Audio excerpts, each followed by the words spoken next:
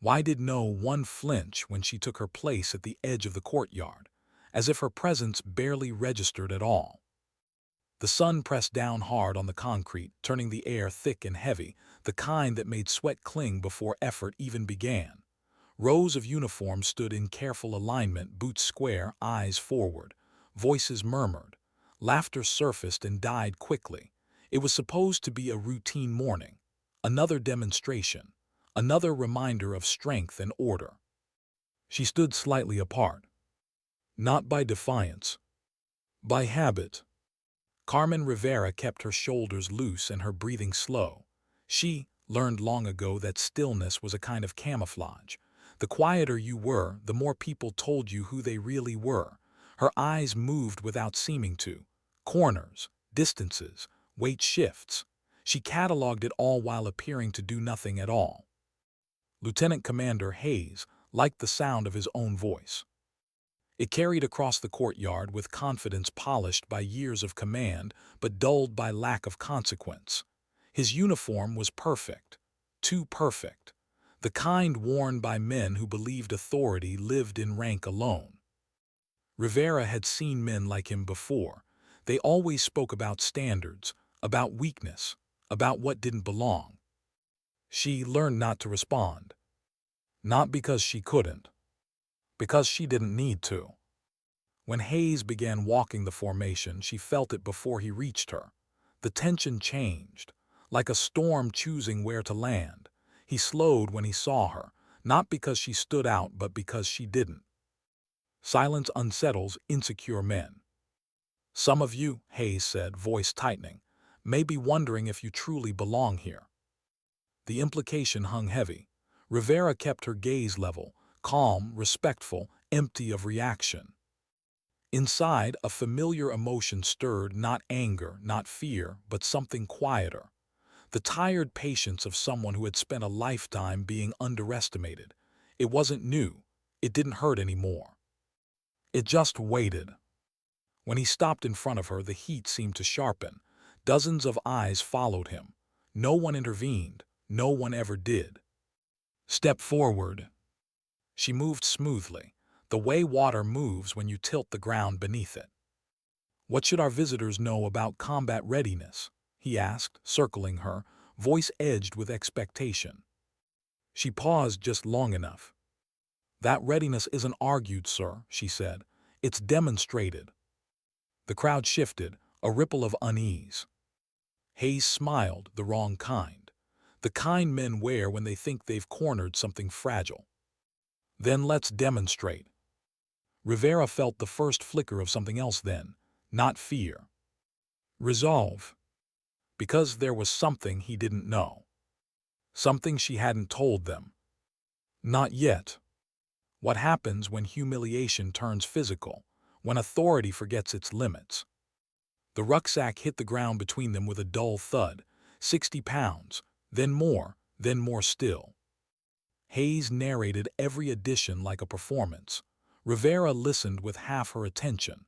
The rest tracked how his weight leaned forward, how frustration crept into his breath. When she lifted the load, it didn't strain her. It settled. When she added more, her posture didn't change. 100 pounds, ready. Murmurs now, eyes wide. The story wasn't going the way Hayes had planned. That's when he lost control. The kick came fast, brutal, designed to break. Rivera absorbed it. Not by resisting, but by accepting it. Her body knew what to do before her mind caught up. A shift, a trap, a strike to a nerve cluster measured in millimeters. Hayes fell not because she was angry, but because physics and anatomy were honest things. 3 seconds. That's all it took. When he hit the ground, she controlled his descent, not out of mercy, out of discipline. Violence wasn't chaos to her. It was a language with rules. I believe this concludes the demonstration, sir. Her voice never rose. The courtyard held its breath. And then footsteps. Measured, certain. Admiral Chen stepped into the sun. Everything changed. Why does silence suddenly feel louder when truth arrives with authority? Chen had seen everything. She knelt, observed, noted restraint, precision, professionalism. When the file opened, the air seemed to vanish from Hayes's lungs. Dev Group, Navy Cross, 7 deployments. The quiet woman he'd kicked was not who he thought she was. Rivera stood still as her history was read aloud. She didn't correct them, didn't explain, she never had. Because identity to her was something earned, not announced. Hayes was relieved immediately. Rivera was assigned authority. Justice, when it comes properly, doesn't shout. It simply rebalances the room. How does a story spread when it touches something people needed to believe? It moved through ships and bases like wildfire, not as gossip, as relief. For women who had stayed silent. For men who respected skill over ego. For anyone who had ever been told they didn't belong. Rivera never told the story herself. She just went back to work. What changes when an institution finally listens to the quiet ones? Policies shifted, training evolved, leadership learned or left. A courtyard was renamed. A marker placed. Quiet competence. 2 words enough. And years later, when new recruits asked why it mattered, instructors didn't talk about the kick. They talked about restraint, about dignity, about the difference between power and presence. Because sometimes strength doesn't roar. Sometimes it doesn't explain itself. Sometimes dignity doesn't speak. It simply acts.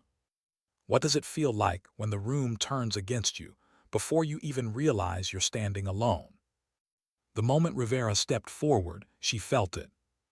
That subtle shift in air. The collective inhale of people sensing something was about to fracture. She had lived inside that moment before, the space where expectation and reality begin to separate, where people decide silently who you are supposed to be, and more dangerously, who you are not. Hayes circled her slowly, boots scraping concrete.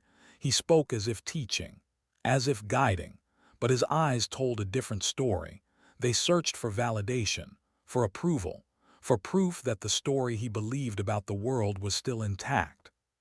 Rivera kept her hands relaxed at her sides. Inside her chest, something old stirred, not fear, not doubt, memory.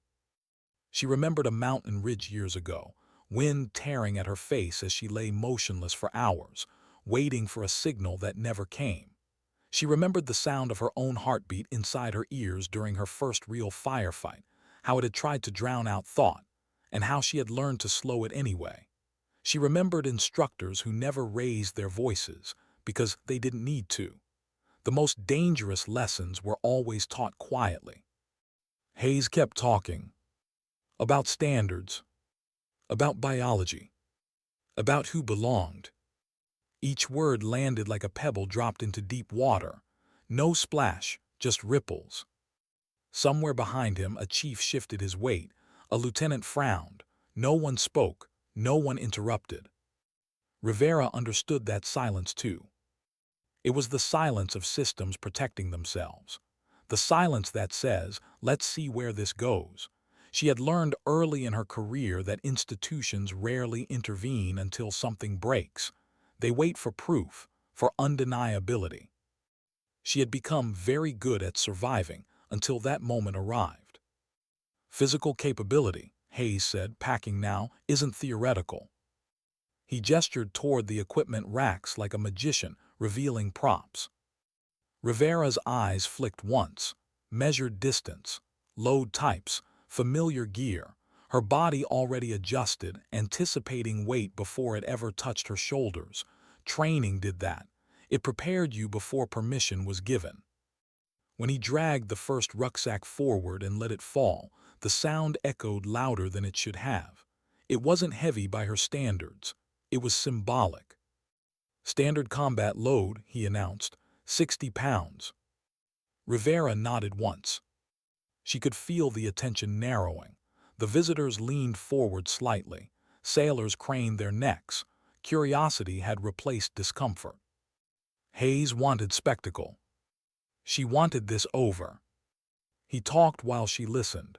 He described exhaustion, heat, stress, as if these were concepts she hadn't lived inside, as if hardship was something that needed explaining. When he suggested the lighter pack, something shifted behind her eyes. Not anger, disappointment. Because she realized he didn't want truth, he wanted submission. "Actually, sir," she said evenly, "the standard load is appropriate." She lifted the rucksack. The motion was smooth. No strain, no performance, just mechanics. The pack settled against her spine the way it always did, like an old agreement between muscle and bone. She adjusted a strap without looking. Her breathing stayed level. The murmurs grew. Hayes frowned. He added more weight. Rivera accepted it. Piece by piece, insult by insult, the burden grew heavier, but not where he expected, not on her body. It weighed on him. She could see it now, the crack forming, the way his jaw tightened, the way control began slipping through his fingers. Authority, she knew, was fragile when it depended on intimidation. "100 pounds," she said quietly once it was secured. "Ready." That word mattered. It wasn't bravado. It wasn't a challenge. It was a statement of fact. Hayes stared at her as if reality had betrayed him. And that's when he crossed the line. It wasn't sudden to her. She had seen the tell. The slight drawback of the hip. The tension in his shoulders. The breath held too long. Violence announces itself if you know how to listen. The kick landed hard. Pain flared, sharp, precise, immediate. Rivera let it exist without panic. She didn't resist it. Resistance wastes time. She absorbed the force the way she had been trained to, core tight, balance anchored. The world slowed. Not because she was angry, but because this was familiar. 3 seconds. That was all she needed. Her body moved before thought. Training lived deeper than emotion. A slight shift of weight trapped his leg just long enough. Her hand found the nerve cluster with surgical accuracy. Not to injure, to stop. Hayes fell. The sound of his body hitting concrete echoed like a verdict. Rivera controlled the descent, guided him, neutralized without excess. She applied pressure with precision, her face calm, unreadable. The weight on her back never shifted. She heard gasps. Someone whispered her name. She spoke once. "This concludes the demonstration." Her voice carried no triumph, only completion. When Admiral Chen stepped forward, Rivera felt something she hadn't expected. Relief. Not because she needed saving, but because someone had finally seen. Chen's presence recalibrated the space, authority without noise, power without insecurity. Rivera recognized it instantly. Leaders like that were rare. When the file was opened and the truth surfaced, Rivera felt the eyes on her change. Recognition, awe, regret. She stayed still. Because none of it mattered. Not the legend forming, not the shock, not even Hayes's collapse. What mattered was what would come next, whether the institution would learn or simply punish and forget. As Hayes was relieved of command, Rivera felt a quiet ache in her chest. Not satisfaction. Loss. Because she knew something most people didn't. Accountability always came too late for someone, and today it had come violently for a man who could have chosen better. She didn't celebrate that.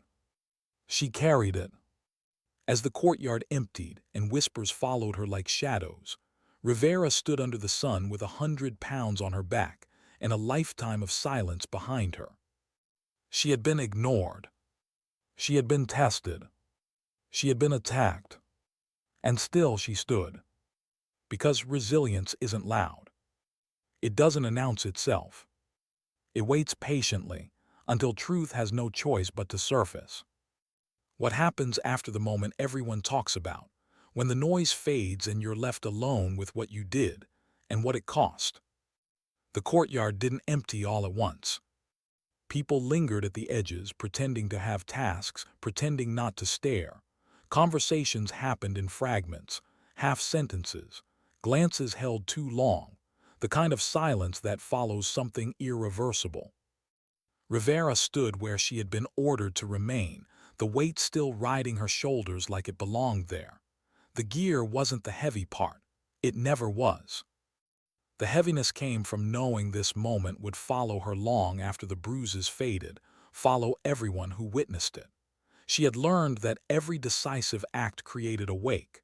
You couldn't see it immediately, but it spread outward, touching lives you'd never meet. Admiral Chen studied her with the quiet intensity of someone reading more than posture and uniform. Chen had seen combat. Rivera recognized it in the way she didn't rush to speak, in the way she let silence do the work first. Hayes stood a few steps away, pale now, unsteady. Not broken physically, Rivera had made sure of that, but something inside him had collapsed. Authority stripped bare has a way of revealing fear. "Master Chief Rivera," Chen said at last, voice level, "I want to hear this from you, not as an operator, as a professional." Rivera inhaled slowly. "Yes, Admiral. Why didn't you stop this earlier?" It was a fair question, a necessary one. Rivera didn't answer immediately. She looked past Chen for a moment at the concrete where Hayes had fallen, at the faint scuff marks left behind, evidence of friction, of momentum. "Because escalation wasn't inevitable until it was," she said finally. "And until that moment, intervention would have turned instruction into theater. It would have validated the behavior instead of exposing it." Chen nodded once. No surprise, just confirmation. Rivera continued, voice steady. "I was there to observe, to assess leadership under pressure. I needed to see where the line was. And when he crossed it..." Rivera met Chen's eyes. Then the threat became real. There was no judgment in her tone, no bitterness, just clarity. Chen straightened. "You exercised restraint." "Yes, Admiral." "You could have done more." "Yes, Admiral." "Why didn't you?" Rivera paused. This time the hesitation came from somewhere deeper. "Because damage wasn't the objective," she said. "Control was." That answer settled into the air like a weight of its own. Chen exhaled slowly. "That distinction," she said, "is the difference between power and professionalism." Hayes flinched. Commander Torres stood nearby, tablet clutched to his chest. He had stopped recording minutes ago, but the device felt heavier now. He had watched many careers end on screens before. None like this. "Lieutenant Commander Hayes," Chen said, turning at last, "do you understand what occurred here?" Hayes swallowed. His voice came out thin. "Yes, ma'am." "No," Chen said calmly. "You understand the outcome. I'm asking if you understand the cause." Silence. Rivera watched his shoulders sag slightly. It was the posture of a man realizing too late that the enemy had never been in front of him. It had been inside his own assumptions. "I misjudged," Hayes said. Chen tilted her head. "You assaulted a subordinate." Hayes closed his eyes. "Yes, ma'am." Chen let the admission hang there. She didn't need to add weight to it. The institution would take care of the rest. As Torres escorted Hayes away, Rivera felt a familiar tug in her chest. Not sympathy, responsibility. She had neutralized the threat, but the consequences would ripple outward. Families, careers, units. She had seen it before. Victory rarely felt clean. When Chen turned back to her, the tone shifted slightly. Less formal, still firm. "You're going to be talked about," Chen said. "You already are." Rivera nodded, understood. "How do you feel about that?" The question caught Rivera off guard. Not because she didn't have an answer, but because no one ever asked. "I don't," she said honestly, "not much." Chen studied her for a long moment. Then quietly, "That may be your greatest strength or your greatest burden." Rivera didn't reply. She had always known both were true. The report took hours. Rivera sat alone in a small office later that afternoon, helmet resting on the floor, gear finally stripped away. Without the weight, her body felt oddly unanchored. She rolled her shoulders once, then began typing. She wrote the facts, the sequence, the behavior, the escalation, no embellishment, no emotion. The truth didn't need decoration. But as she typed, fragments surfaced uninvited. The first time, someone had laughed when she walked into a briefing room. The instructor who had warned her she'd be watched harder than anyone else. The teammate she'd carried out of a kill zone while bleeding through her own gloves. She didn't include any of that. This wasn't about her past. It was about a present that needed correcting. When she finished, she sat back and stared at the screen. Her reflection looked back at her from the dark glass, older than her years, tired in a way sleep never fixed. She wondered briefly if it would have been easier to speak earlier, to challenge him with words, to diffuse it. But she knew the answer. Men like Hayes didn't listen to words. They listened to outcomes. Night settled over the base quietly. Rivera walked alone along the perimeter road, the ocean breeze cool against her skin. The events of the day replayed not as images, but as sensations, the impact, the shift, the moment control was regained. She felt hollow. Not because she regretted what she'd done, she didn't. But because every time she had to prove herself like that, it reminded her of something she couldn't fix alone. She had won the moment. But moments weren't enough to change systems. In the days that followed, the story moved faster than she could track. Messages reached her from old teammates, from instructors, from people she hadn't spoken to in years. Most said the same thing. About time. We needed this. Thank you. She didn't respond to most of them. Gratitude made her uncomfortable, not because she didn't feel it, but because she didn't want to become a symbol. Symbols stopped being human, and she needed to stay human to keep doing the work. At a training session later that week, a young sailor hesitated before approaching her. "Master Chief," she asked quietly. Rivera turned, "Yes." The sailor swallowed. "I just wanted to say I saw what happened, and I didn't think people like us were allowed to win like that." Rivera studied her face, the uncertainty, the hope. She chose her words carefully. "You're not here to win," she said. "You're here to be ready. The rest takes care of itself." The sailor nodded, though Rivera could tell she didn't fully understand yet. She would. That night, alone again, Rivera sat on her bunk and finally let herself feel it. The exhaustion. The weight of expectation. The quiet grief of knowing she'd become a reference point instead of just a professional. She closed her eyes and breathed. Tomorrow the work would continue. Training, evaluations, corrections, slow change.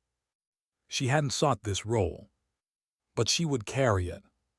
Because resilience wasn't about being unbreakable. It was about standing back up again and again, even when you wished you didn't have to. And somewhere deep inside, beneath the discipline and the silence, a small, stubborn hope remained. That one day, standing quietly would be enough. What happens when the story stops being yours, when it belongs to everyone else, whether you want it to or not? Rivera noticed the change before anyone mentioned it out loud. Doors opened faster now. Conversations paused when she entered a room, then resumed with a different tone. Not hostile, not exactly respectful either. Cautious, measured, as if people were trying to decide which version of her they were dealing with, the quiet professional they'd known or the figure the story had turned her into.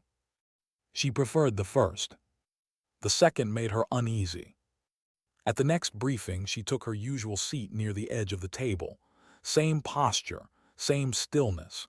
She didn't claim the center. She never had.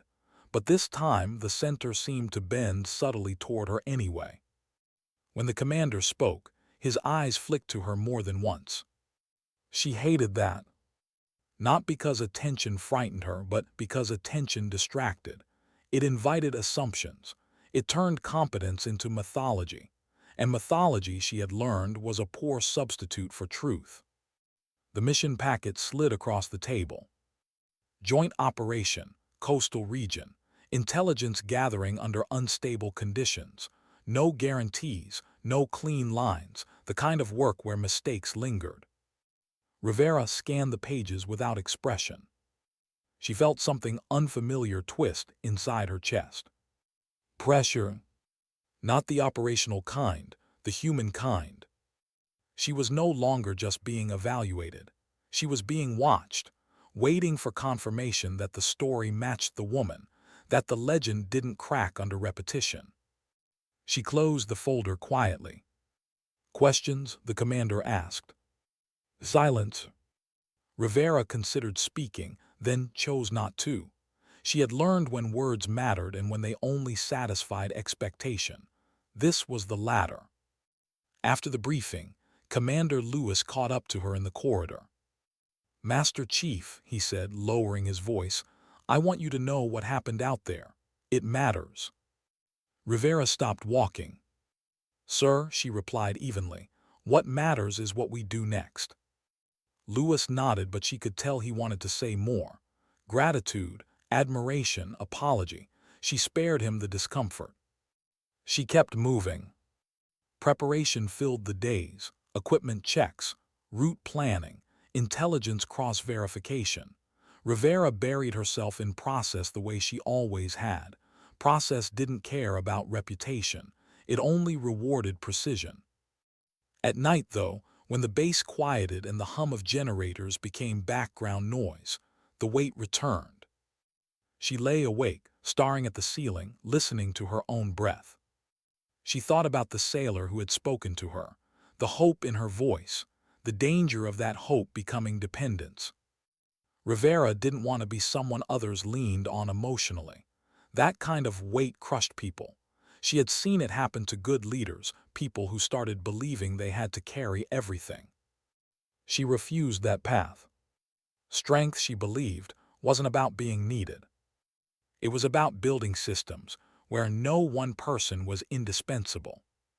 The night before deployment, she walked the perimeter again. Same road, same ocean wind, but something felt different. This time she felt exposed. Not physically, internally. She had spent years mastering silence, using it as armor, as distance, as control, but silence had a cost. It isolated. It turned resilience into solitude. She wondered briefly whether that cost was finally coming due.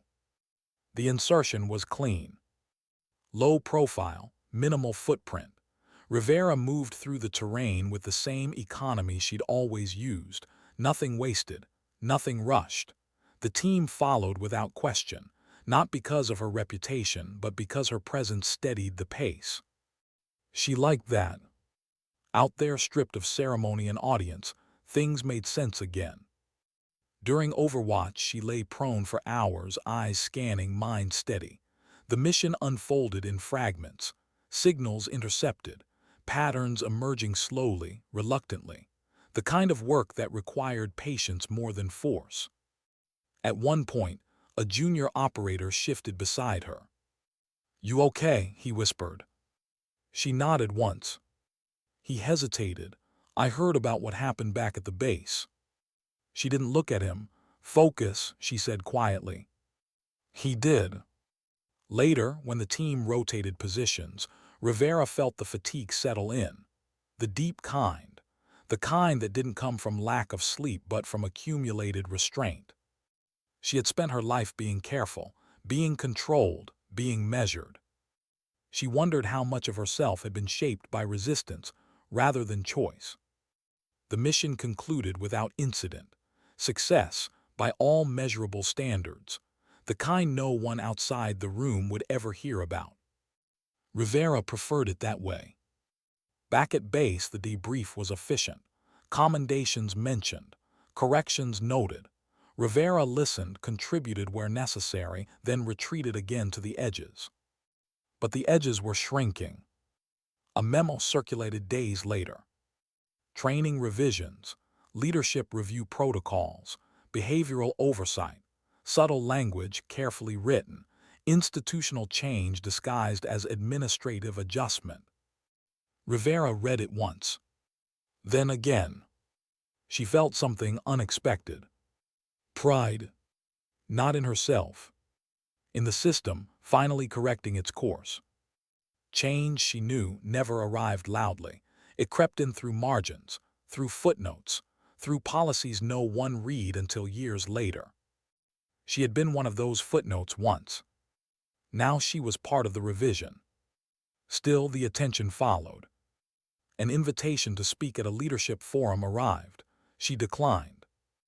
A request for an interview, declined. A commendation ceremony, deferred. Each refusal felt necessary and exhausting. Because she wasn't rejecting recognition. She was protecting the work. One evening, Admiral Chen requested a private meeting. Rivera entered the office and stood at ease. Chen studied her for a moment. "You're avoiding visibility." "Yes, Admiral." "Why?" Rivera considered her answer, chose honesty. "Because visibility changes how people listen," she said, "and I need them listening to each other, not to me." Chen smiled faintly. "That answer," she said, "is exactly why they should listen to you." Rivera said nothing. Chen leaned back. "You're carrying more than you need to," she said gently. "You know that." Rivera met her gaze. "I've been carrying it a long time." "That doesn't mean you should keep carrying it alone." The words lingered after Rivera left. That night, for the first time in years, she wrote something that wasn't a report. Just a few lines, private, unsent. Strength doesn't mean silence forever. It means knowing when your voice can change more than it costs. She stared at the words, then closed the notebook. She wasn't ready. But the thought stayed with her. Because resilience wasn't just about enduring pressure. Sometimes it was about learning to release it, before it hardened into something unbreakable but empty. And Rivera was beginning to understand that surviving the moment had been the easy part. Living with its consequences. That would take a different kind of courage. What happens when the strength that carried you through everything finally asks for something in return? Rivera realized it on a morning that looked like any other. The base woke slowly. Footsteps echoed down corridors. Coffee machines hummed. Orders were passed in clipped voices that had learned how to sound calm even when they were. Nothing was wrong. Nothing was urgent. And yet she felt unsteady. Not weak. Uncertain. It unsettled her more than fear ever had. She sat alone in the gym long before sunrise, hands wrapped around a paper cup she'd forgotten to drink from. The mirrors reflected a body shaped by discipline and endurance, but her eyes looked distant, as if they were searching for something just beyond the room. For years she had known exactly who she was when things went wrong. Crisis sharpened her. Danger clarified her purpose.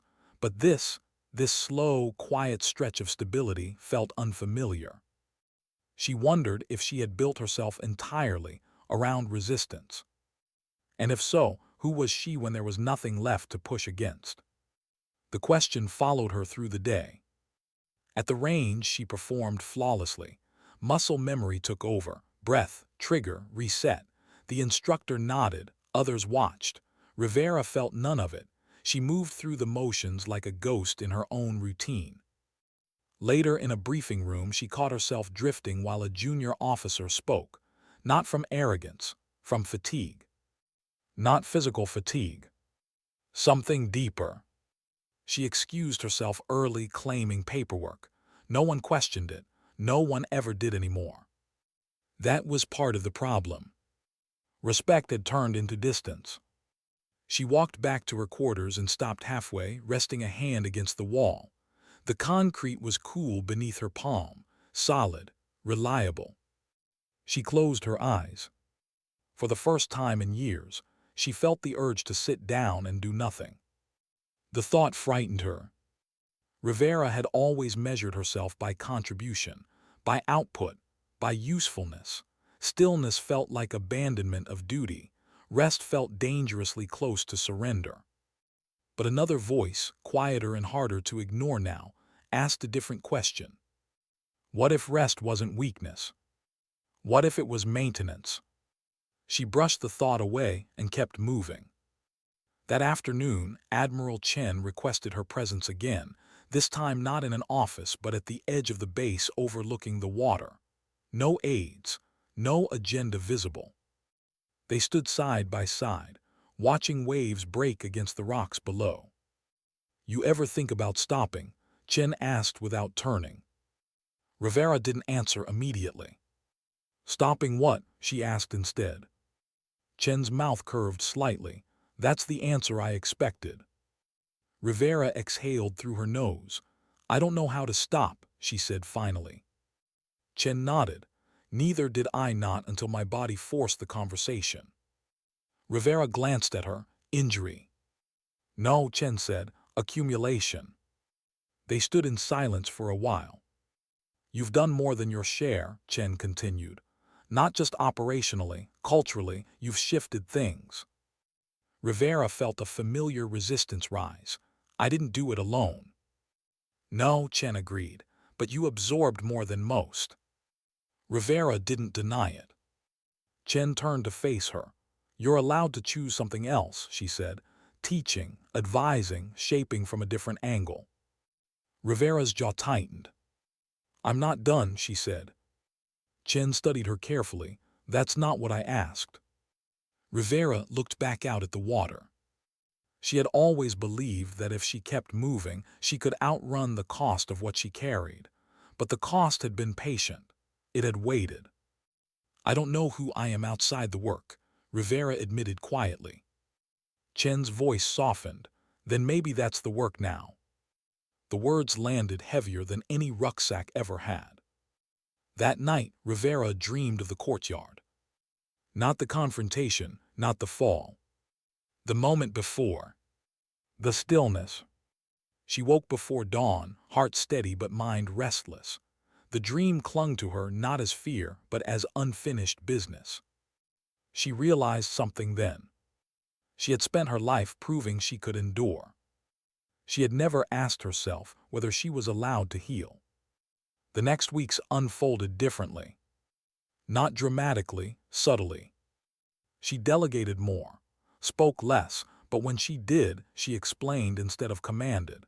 She stayed after training sessions to answer questions she once would have redirected. It felt inefficient. And strangely right. One afternoon, a young operator stayed behind after a briefing, nervous, hesitant. "Master Chief," he said, "can I ask you something?" Rivera nodded. "How do you keep going, after everything?" The question wasn't about tactics, or resilience, or toughness. It was about survival beyond endurance. Rivera considered him for a long moment. She saw herself there, years ago, searching for a model that didn't exist yet. "You don't," she said honestly, "not the same way." He frowned. "What do you mean?" "You adapt," she said. "You learn when to push and when to pause, and you accept that changing doesn't erase who you were."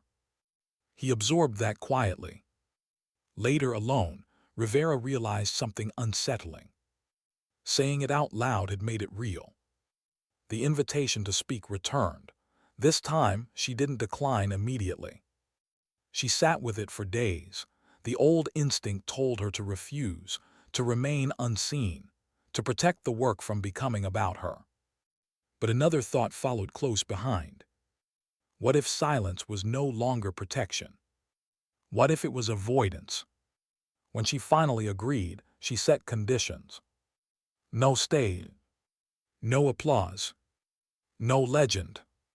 Just a room, a conversation. The day came. She stood at the front of a small auditorium, facing rows of future leaders. Some eager, some skeptical, some quietly desperate for permission to be human in a system that rarely allowed it. She didn't tell the story they expected. She didn't talk about the courtyard. She talked about mistakes, about doubt, about the moments she almost quit and didn't know why she stayed, about learning the difference between proving strength and preserving it.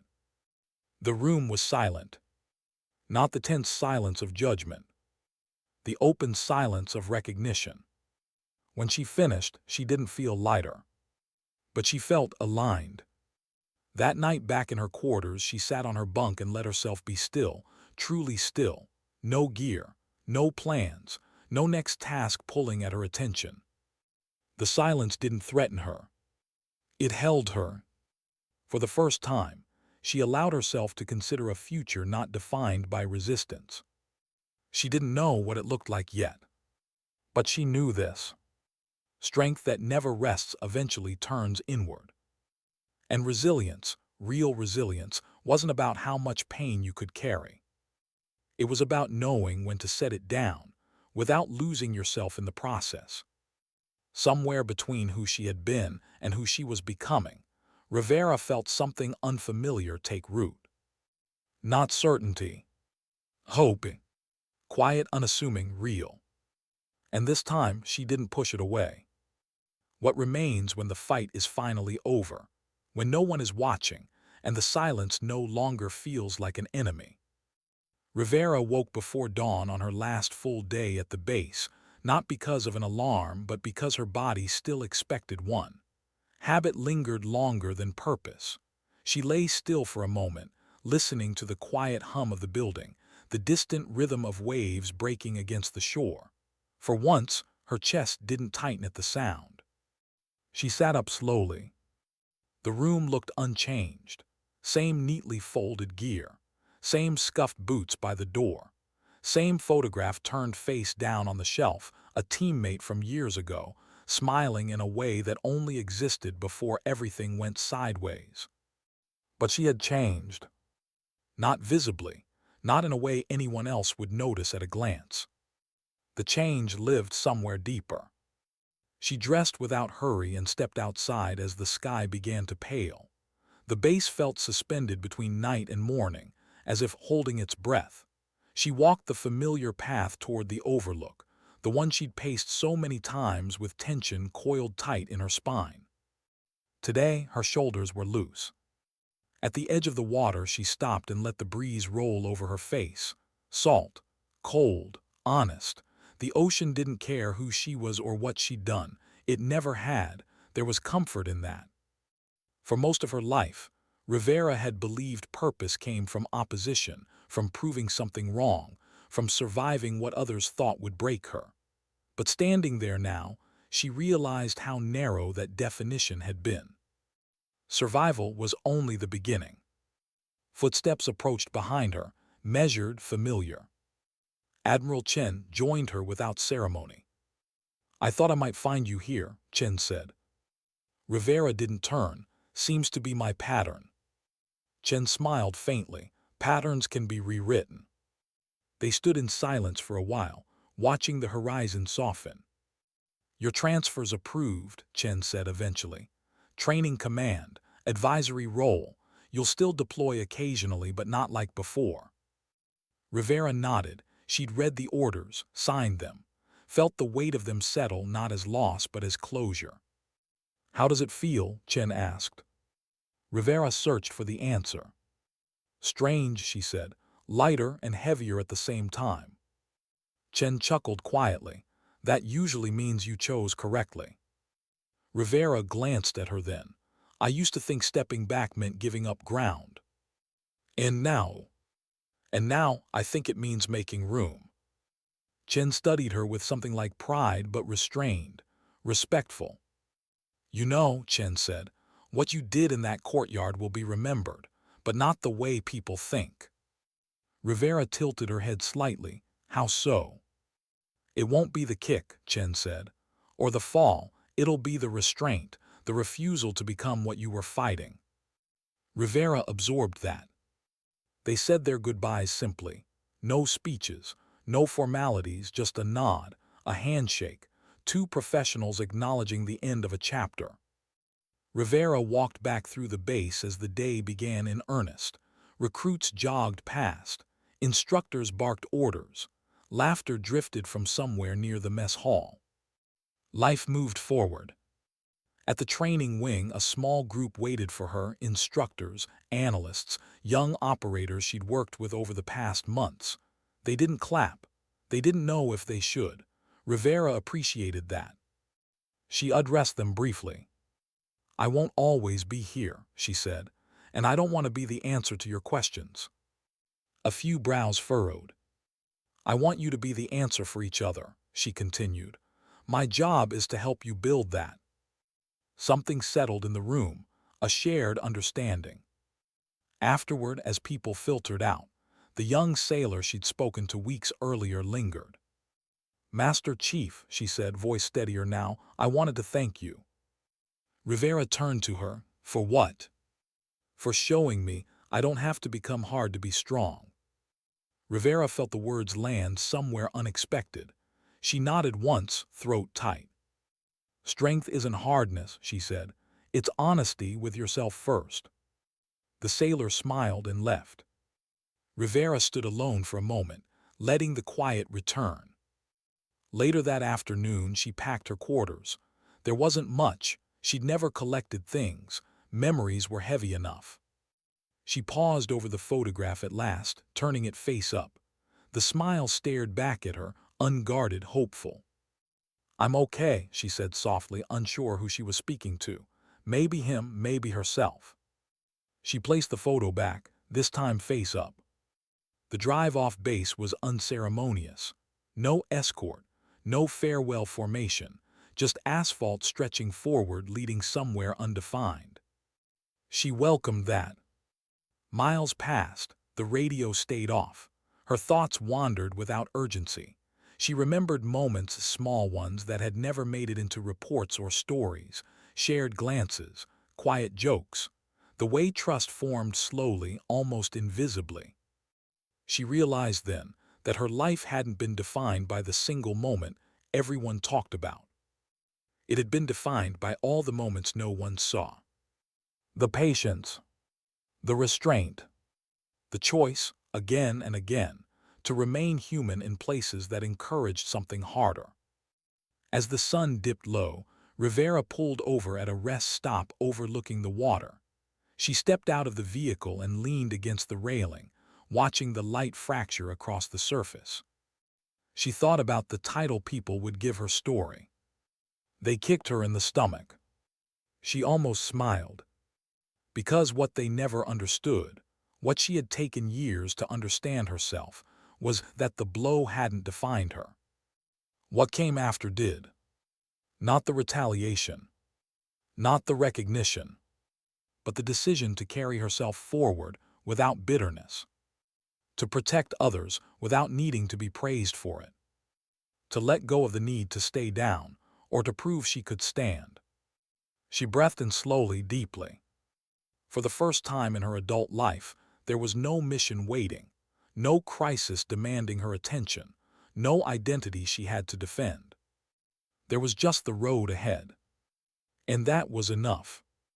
Rivera returned to her car and drove on as night settled in, not fleeing the past, not chasing redemption, but moving with a quiet confidence earned through pain and reflection. Somewhere along the way, she understood the truth that had taken her a lifetime to learn. Strength isn't measured by how much punishment you endure. It's measured by what you refuse to become because of it.